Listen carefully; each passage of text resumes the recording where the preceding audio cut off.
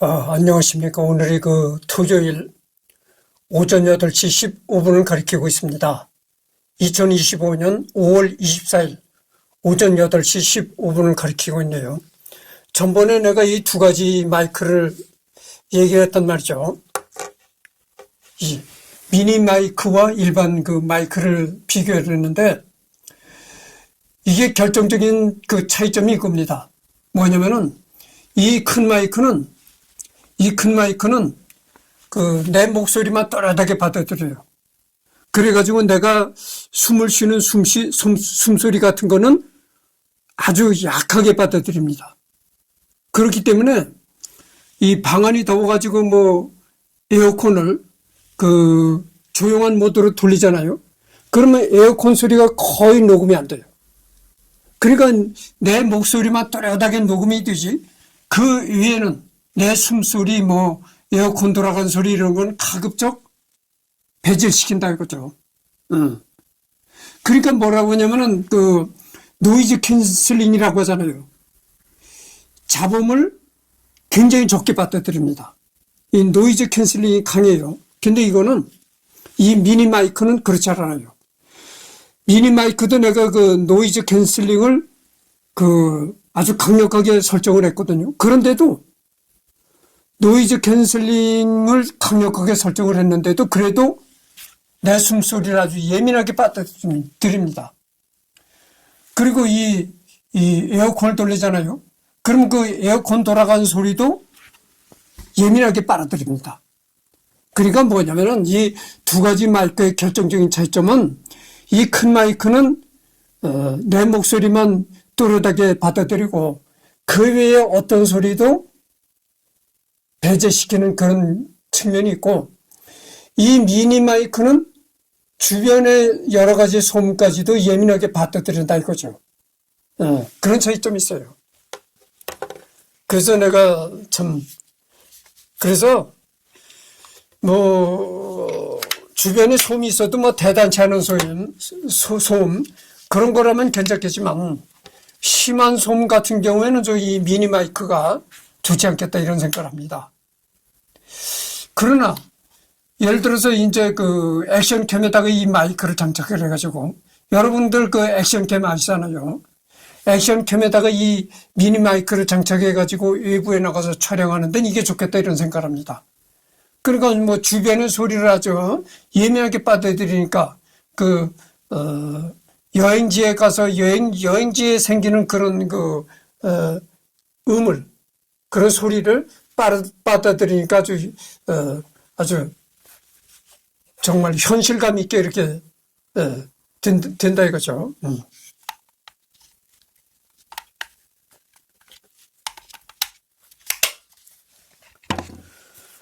지금 내가 이 다른 마이크는 이게 아닙니다. DJI가 아니고, 이게 4채널. 네 사람이 이 마이크 하나씩 차고 이렇게 얘기를 할 수 있는 4채널 녹음을 하는, 이것도 무슨 마이크인데 값이 비싸요. 이것도 48만 원에 주고 산 마이크입니다. 그래서 내가 마이크 많아요.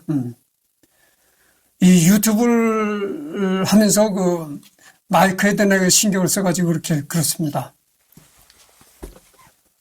이번엔 여기를 할 차례죠. 오라트리오와 말년의 핸델. 이거는 죽기 3년 전에 초상화입니다. 그러니까 핸델이 세상을 떠나기 3년 전에 그린 그림이라고 하는데, 토마스 허드슨이라는 사람이 이제 그린 작품이라는 거죠. 이때 이미 핸델의 두 눈은 모두 먼 상태에서나 그림에서는 잘 드러나지 않는다. 핸델이 세상을 떠나기 3년 전에 그린 초상화라고 하는데, 이 초상화를 그릴 당시에 이미 핸델은 앞을 못 보는 시력을 상실한 상태였다. 이런 얘기입니다. 런던에서 오페라가 몰락하면서 핸델에게 대안으로 쉽게 떠오른 음악 장르가 바로 오라토리오. 오라토리오는 오페라와 달리 가사가 영어로 되어 있어 청중들이 이해하기 쉽고, 장르의 특성상 오페라보다 공연 비용과 준비 시간이 훨씬 적게 소요된다는 장점이 있었다. 핸델은 20대 초반 로마 유학 시절에 이미 시간과 진실의 승리나 그리스도의 부활과 같은 이탈리아어 오라토리오를 쓴 적이 있었으며 런던 생활 초반인 1718년 영어 오라토리오인 에스테르를 작곡하기도 했다. 그러나 그가 본격적으로 오라토리오를 작곡하기 시작한 것은 코벤트 가든 극장의 악단 창립 이후이며 1742년에는 핸델의 대표작 당시 최고의 흥행작이었던 메시아가 창작되었다. 그래서 핸델의 할렐루야, 그것도 내가 일부분, 언젠가 내가 올린 적이 있습니다. 그리고 핸델의 메시아. 이 핸델의 메시아가 상당히 대곡입니다. 굉장히 장시간 연주하는 그런 곡이죠.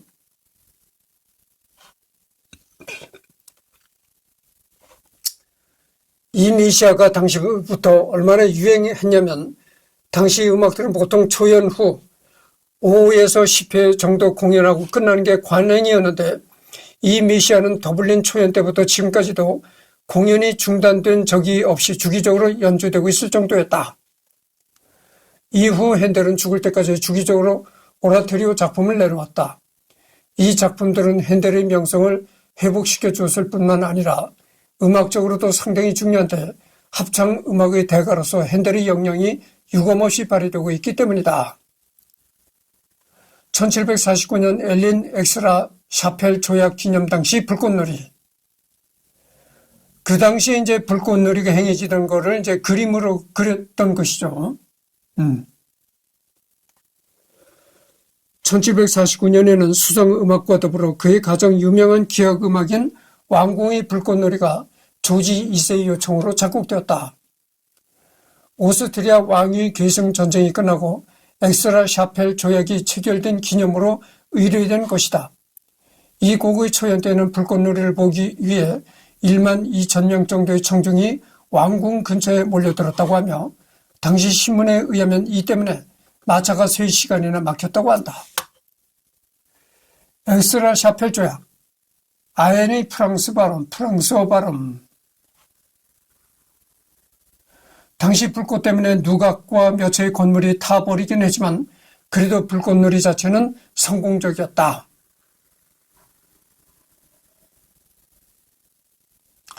여러분, 불꽃놀이라는 게 그거잖아요. 공중으로 폭죽 팡팡 떠뜨리고 하는 거. 그리고 1700년대도 그렇게 불꽃놀이를 많이 했었나 보죠. 그래서 그 불꽃놀이 축제가 벌어지니까 이 구경꾼들이 몰려가지고 길이 막혀가지고 이 마차를 타고 하는데 가까운 거리도 3시간씩 걸렸다는 거죠. 길이 막혀가지고.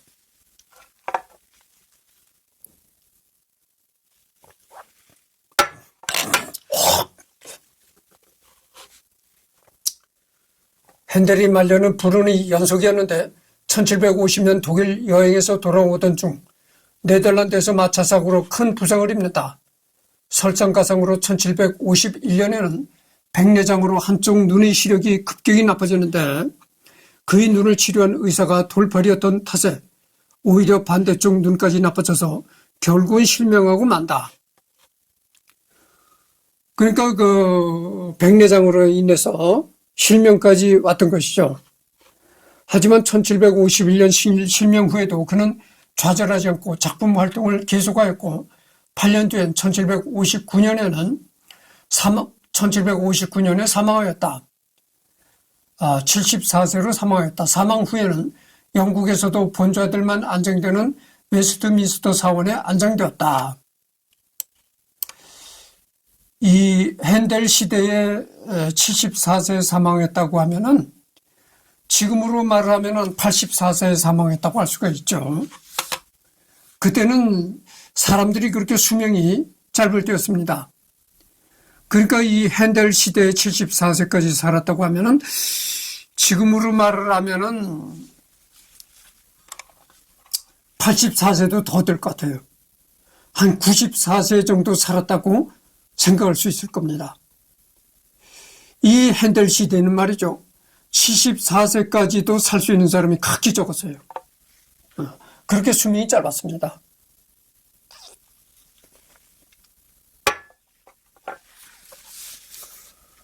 뉴턴과 다윈 등과는 분야가 달라서 성당 내에서도 안장된 위치가 다르다. 헨리 퍼셀 정도로 제외하면 고전음악 분야에서 세계적으로 이름난 음악가가 없으며 20세기 중반 대중음악의 시대가 시작되기 이전까지 음악 분야에서 언더독으로 꼽히던 영국에서 핸델의 위상은 매우 높다.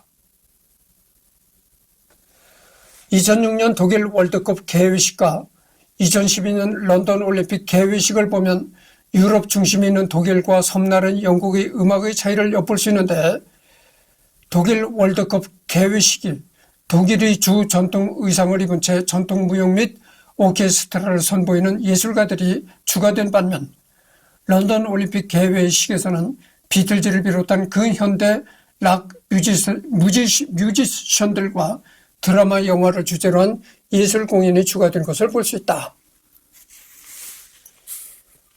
여기 나오잖아요. 내가 그러잖아요. 언젠가 내가 이런 얘기를 했습니다만은, 대중음악의 역사는 굉장히 짧다, 이런 얘기를 했습니다. 여기도 나오잖아요. 대중음악이라는 건 20세기 중반부터 대중음악이 발달하기 시작했다, 이런 얘기입니다. 그러니까 20세기 중반이니까 최근에서 대중음악이 발달된 겁니다. 그래서 언젠가도 내가 얘기를 했지만, 이렇게 핸델이나 이런 사람들이 살았을 때 음악이라는 것은 무조건 클래식 음악이었어요. 그때는 이 대중음악이라는 개념 자체가 없었을 때였습니다. 근데 이 대중음악이라고 발전한 게 뭐냐면은, 자본주의가 발달함에 따라서 산업혁명이 일어나고 자본가가 탄생하고, 그래서 이 자본주의가 발달함에 따라서 대중음악이라는 게 생겨났던 것이죠.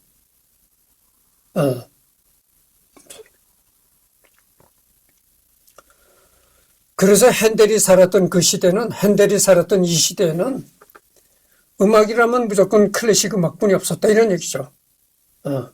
대중음악이라는 그 개념 자체가 없었을 때입니다. 시대를 막론하고 가장 뛰어난 음악가, 그의 음악은 단순한 소리를 뛰어넘은 감성의 언어였고, 인간의 수많은 열정을 표현하는 언어의 힘마저도 모두 초월한 것이었다. 이렇게 핸델의 비문에 이렇게 적혀 있다는 것이죠. 시대를 막론하고 가장 뛰어난 음악가, 그의 음악은 단순한 소리를 뛰어넘은 감성의 언어였고, 인간의 수많은 열정을 표현하는 언어의 힘마저도 모두 초월한 것이었다.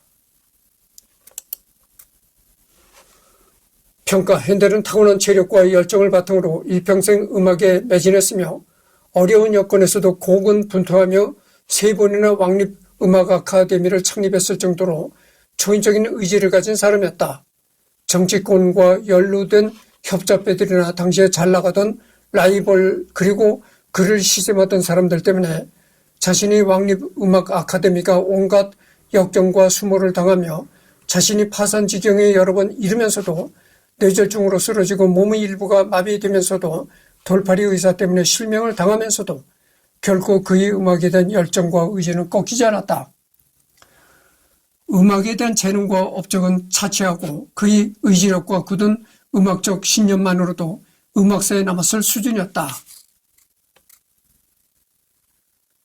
이렇게 에너지가 넘치는 사람답게 상당한 다혈질의 소유자였으며, 급하고 과격한 성격 때문에 자주 주먹 싸움을 벌였고 심지어 결투를 벌인 적도 있었다.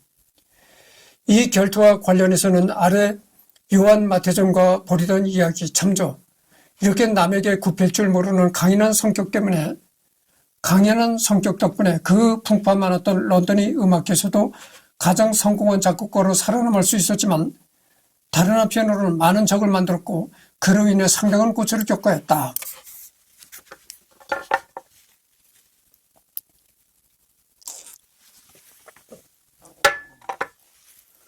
그러니까 핸델의 성격은 욱하면 그냥 화를 내고 참을성은 없고, 그래서 이 주변 사람들과 다툼을 많이 벌였다, 이런 얘기죠. 그런 그 다혈질적인 성격 때문에 그러니까 주변 사람들과 이렇게 다툼을 많이 일으키니까 어떻게 되겠어요? 자꾸 핸델을 비난하고 그렇겠죠. 주변에서. 그래서 많은 적을 샀다. 이런 얘기죠. 그러면서도 음악에 대한 열정만큼은 조금 더 사그러들지 않았다. 이런 얘기입니다. 사실 그가 음악에 대한 열정이 넘쳤다고 말한 것은 좋게 표현한 것이고 좀 더 직설적으로 표현하면 명예욕, 금전욕이 넘쳤던 사람이었다. 생전에 핸델은 명예욕과 금전욕으로 악명이 높았으며 이로 인해 많은 비난을 받았다. 전설했다시피 하노버에서 런던으로 야반도주했다가 낭패를 겪은 적이 있었는데 하노버에서 런던으로 또 야반도주한 일이 있었다는 겁니다. 그 이후에도 고쳐지지 않는 그의 출세욕과 물욕은 스스로를 자주 공경에 받들었다. 하지만 위기에 처할 때마다 훌륭한 음악성을 가진 작품으로 이를 극복했으니 후세의 클래식 팬들은 오히려 그의 속물근성을 고마워해야 할지도 모르겠다. 그래서 이 핸델 사람이 말이죠. 이런 얘기 했잖아요. 일보 후퇴 그리고 일보 전진을 위한 일보 후퇴다 이런 얘기도 있잖아요. 전진을 위한 일보 후퇴다 이거죠.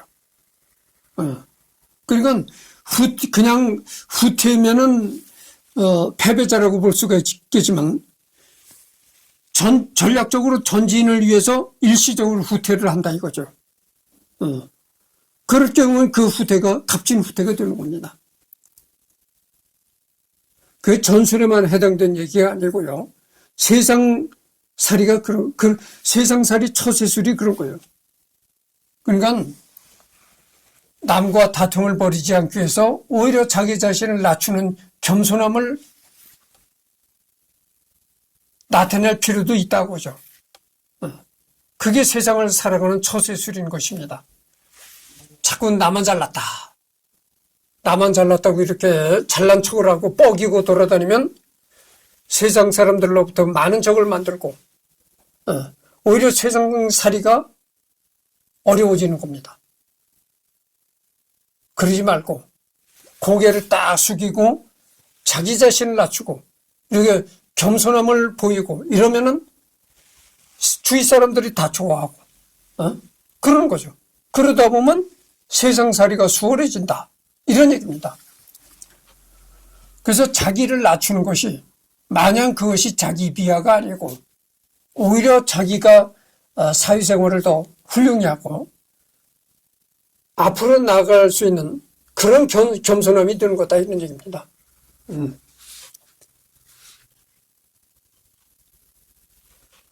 애초에 핸델의 사생활이나 성격에 대해서는 정확하게 판단할 만한 근거가 많지 않다. 핸델은 사생활을 철저하게 숨겼고 결혼도 하지 않고 죽었기 때문에 증언해 줄 사람도 없었다. 때문에 그의 사생활에 대해서는 이론과 추측만 난무한다. 다만 그의 식욕만큼은 당시에도 물론 지금도 유명하다. 아주 식욕이 왕성했다는 거죠. 핸델은. 그렇게 식욕이 왕성해서 그런지 백내장이 와서 이제 실명하는 그런 단계까지 갔었다 이런 얘기입니다. 여러분 백내장이 뭡니까? 이 눈에 백내장이 왜 옵니까? 물론 백내장이 오는 건 노화의 원인도 있겠지만 우리 육체가 늙어지는 그런 원인도 있겠지만 또 이 당뇨가 있는 사람들이 백내장이 잘 걸릴 가능성이 있어요. 그래서 여러분 그 혈당 관리를 잘해야 됩니다. 평소에 높은 혈당이 계속 오랫동안 유지가 되잖아요. 그러면은 이 백내장이 올 수가 있습니다. 그래서 평소에 혈당 관리를 잘하면은 백내장이 별로 오질 않아요. 그래서 이 핸델이 그때 당시 식욕이 왕성하고 음식을 많이 먹었다고 하니까 거기서 그 원인 때문에 백내장도 오지 않았겠는가 이런 생각을 합니다.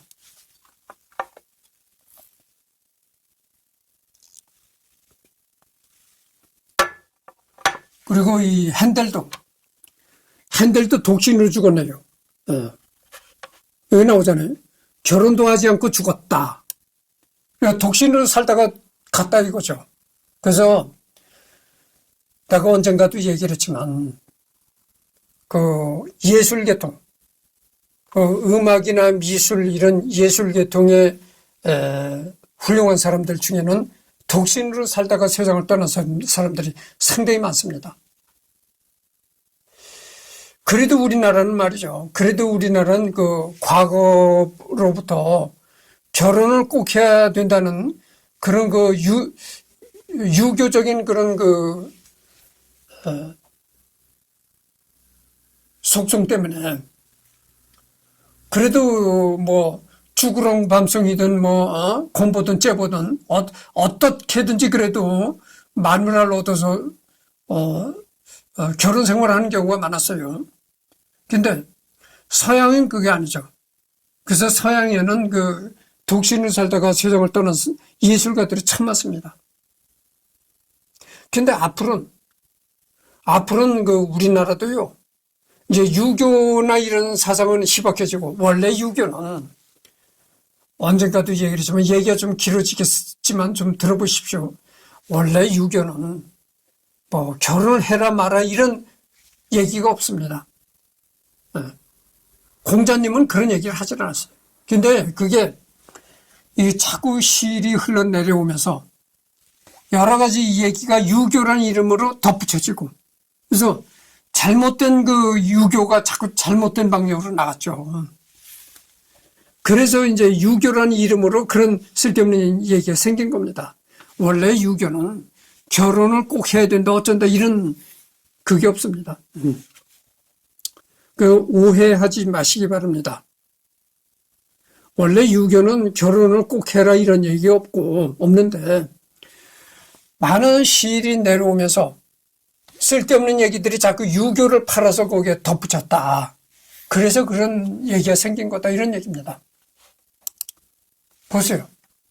이승열이도 이제 핸델과 똑같이 될 겁니다. 나도 이제 독신을 살다가 독신을 떠난 사람이에요. 그래서 우리 대한민국도 앞으로는 이 독신자가 많아질 겁니다. 그렇게 난 생각을 해요. 지금도 하여튼 그 얘기는 더 이상 깊이 들어가지 않겠습니다.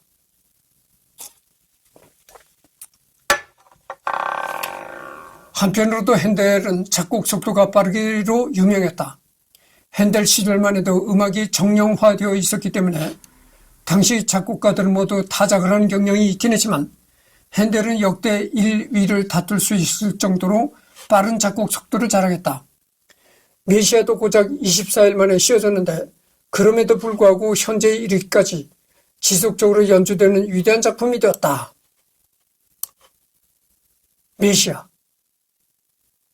핸델의 메시아라는 그 곡이 굉장히 대곡이라고 얘기를 했잖아요. 그렇게 대곡인 메시아를 단 24일 만에 완성했다는 겁니다.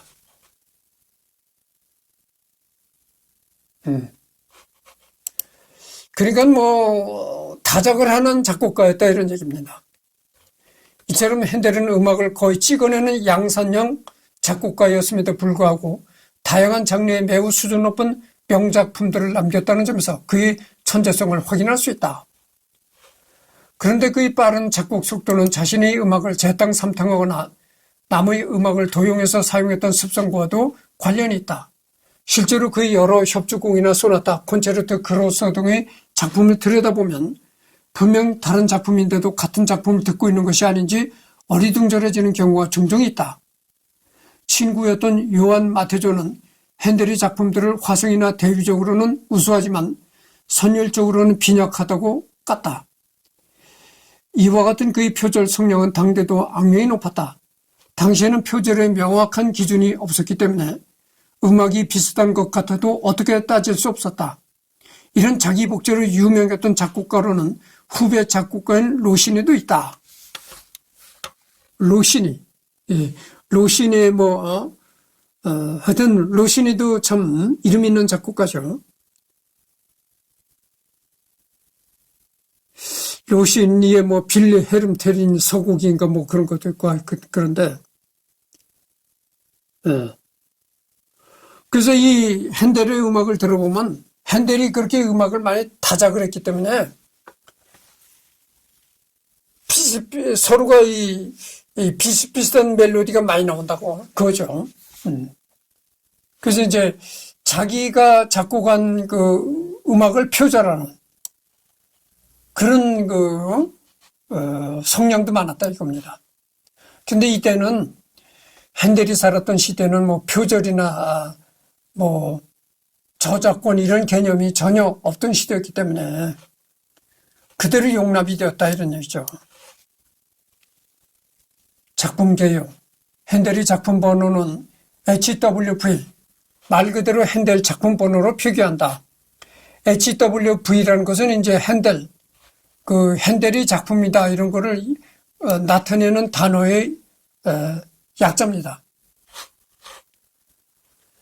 오늘날 핸델의 음악은 메시아, 이집트의 이스라엘과 같은 오라토리오나 수상음악, 왕궁의 불꽃놀이 같은 기악곡들이 널리 알려져 있는데 사실 핸델이 일평생 심려를 기울였던 장르는 바로 오페라이다. 정보 시간에 내가 크세르세스 뭐 이런 걸 냈잖아요. 올렸잖아요. 근데 크세르세스가 뭐냐면은 그게 핸델이 작곡한 오페라입니다. 크세르크세스. 크세르크세스가 뭐냐면은 그게 뭐 대단한 내용이 있는 건 아니고 하여튼 뭐 그런 거예요. 그는 평생 46개나 되는 오페라를 남겼다. 그 46개가 되는 오페라를 남겼는데 악보가 현재까지 전해지는 것은 42개에 불과하다. 하지만 정작 그의 주 종목이었던 오페라는 최근까지도 몇몇 아리아나, 간주 음악 정도로만 연주됐을 뿐 오페라 자체는 잘 연주되지 않았다. 그나마 최근에 이렇게 묻혀있던 바로크 오페라들이 학구적인 연주자들을 중심으로 다시 발굴되어 공연되고 음반으로도 만들어지고 있는데 정말 다행스러운 일이다. 핸델의 오페라도 현재 모두 음반이 나와 있다. 주요 작품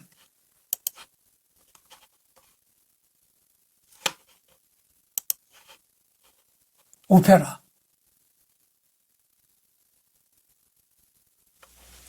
그 핸델이 작곡한 오페라를 보면은 알미라 현존하는 핸델 최초의 오페라이며 그의 오페라 중 유일한 독일어 작품이다. 그 다음에 네로, 플로린도, 알미라, 네로, 플로린도 이런 오페라들은 말이죠. 지금 현재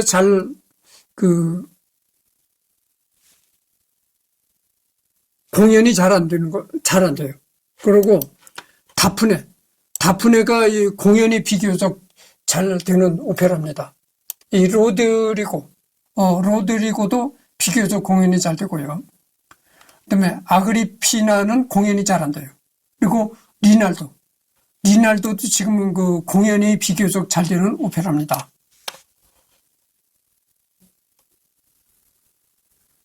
그래서 그 리날도에 나오는 그 나를 울게 하소서라는 그 노래가 유명하죠. 충실한 양치기도 잘 공연이 안 됩니다. 테세오도 공연이 잘 안 되고 신라, 가울라이 아마디지, 라마 미스토, 무지오 쉐볼라, 플로리 단테, 오토네, 플라비오 이게 다 공연이 잘 안 되는 겁니다. 이게 다 공연이 잘 안 되고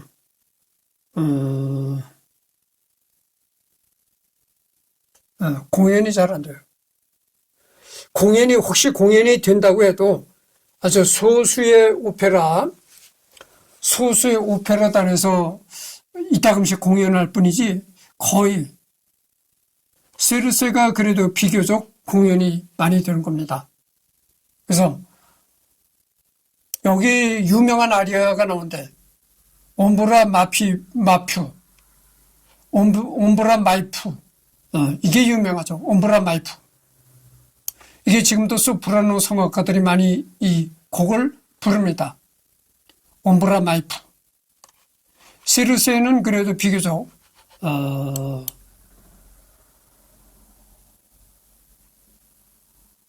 내가 전번 시간에 영상을 올렸잖아요. 남자의 카운터 테너가 나와가지고 부르는 그 노래. 그게 바로 그겁니다. 옴브라 마이프. 이메네오, 디아다미아. 이게 핸델의 마지막 오페라라는 거죠. 파스티초, 리날도, 레오나르도 레오가 개작한 작품이다. 이 외에도 주세페 마리아 오클란디니, 조반니 포르다, 안토니오 마리아 본노치니, 안토니오 비발디, 도메니코 사로이 아리아도 있다. 뭐 여러 가지 얘기가 나옵니다.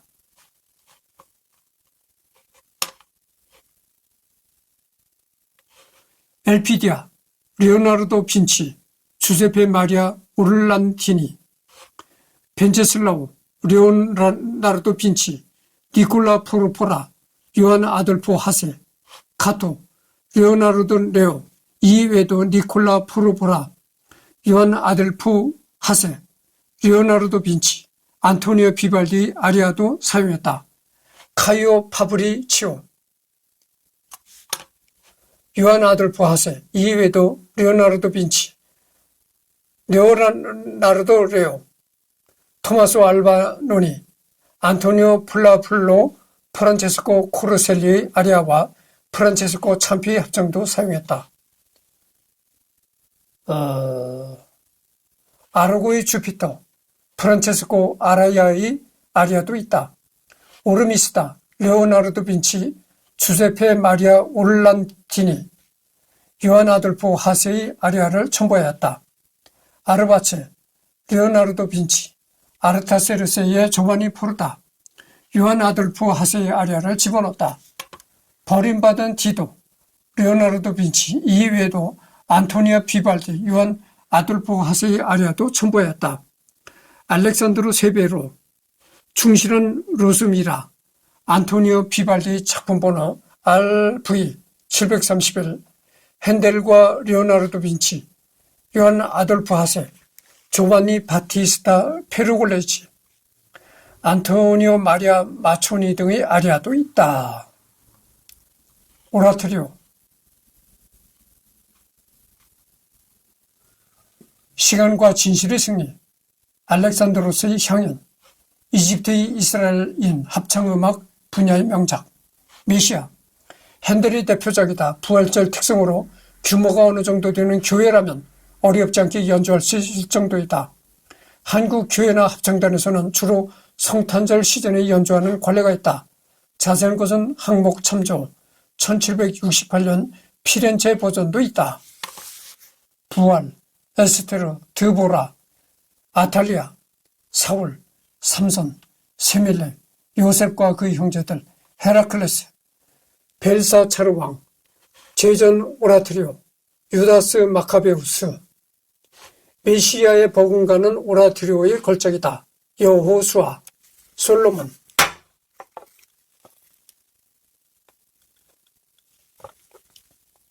테오도라, 예쁘다, 예쁘다, 예쁘다를 하여튼 시간과 진실의 승리. 그다음에 기악음악으로서는 이제 수상음악, 왕궁의 불꽃놀이, 전번에 내가 왕궁의 불꽃놀이 음악, 왕궁의 불꽃놀이 음악 4번 환희를 올렸었잖아요. 하프시코드 모음곡 제1집, 제5번 모음곡의 네 번째 곡이 유명한 육현대장간, 제7번 모음곡의 6번째 곡, 파스칼리아도 잘 알려져 있다. 하프시코드 모음곡 제2집, 제4번 모음곡의 네 번째 곡, 사라방대가 유명하다. 이 곡은 영화음악으로 유명하고 다들 한 번씩은 들어본 적 있는 장중하고 비장한 멜로디다. 6곡의 오르간 협주곡,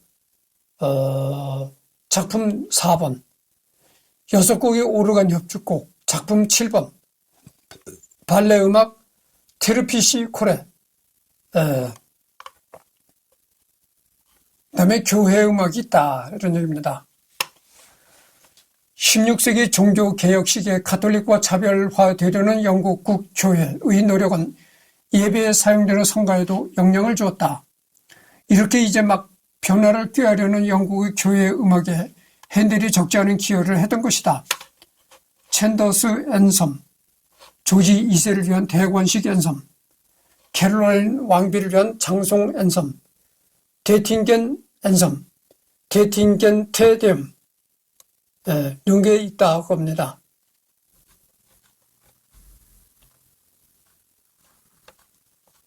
바흐와의 비교. 같은 연도에 태어나 동갑내기였던 핸델과 바흐는 생전에는 물론 후세 음악가에도 열띤 비교 대상이 되는 관계인데 흥미롭게도 두 사람의 음악 스타일은 완전히 다르다. 바흐가 대위법에 기반한 각 성부 간의 치밀한 움직임에 주안점을 두었다면 핸델은 화성을 바탕으로 한 전체적인 울림에 주목하고 있고 특히 선명하고 명쾌한 선율 처리가 특징이다. 이런 차이가 발생하는 이유는 기본적으로 두 사람의 음악적 개성의 차이 때문이겠지만 각자 처해있던 음악 환경의 차이도 결코 무시할 수 없는 요소 중 하나다. 바흐는 평생 독일 밖을 벗어나지 않았고 주로 도시 교회나 궁정음악을 담당하였지만 핸델은 30대 런던에 정착하여 평생 거기서 살았다. 그래서 바흐와 이 핸델이 다른 점은 뭐냐면은 바흐는 평생 독일을 벗어나 본 적이 없다고 합니다. 그러니까 독일 내에서만 활동했다. 그런 사람이고 이 핸델은 벌써 30대에 독일을 벗어나서 런던으로 이주를 했다고 합니다.